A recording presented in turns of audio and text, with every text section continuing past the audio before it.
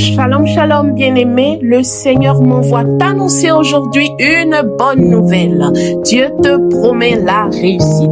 La Bible déclare dans le livre de Jérémie, chapitre 29, verset 11, que Dieu a des projets de paix pour toi, des projets pour te donner un avenir et de l'espérance. Cela signifie que ta destinée n'est pas un hasard, elle est prédestinée. Dieu a déjà préparé un plan pour ta réussite. Alors oui, tu passeras par des échecs, oui, tu passeras par des blocages, des retards et des épreuves intenses durant ton parcours de vie. Tu te demanderas parfois si tu vas y arriver, mais le Seigneur te dit aujourd'hui, ce que j'ai prévu pour toi ne peut pas échouer. Amen. Alors retiens ceci, ta situation actuelle ne détermine pas ta destination. Même dans l'épreuve, Dieu travaille en arrière-plan pour toi. Ce que tu appelles retard est souvent une préparation divine pour une meilleure vie.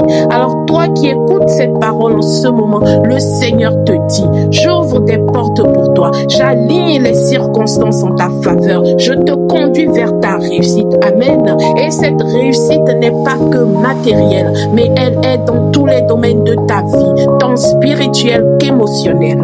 Mais il y a une clé, bien-aimée, à ce bonheur. Cela dépend de toi. Je m'explique.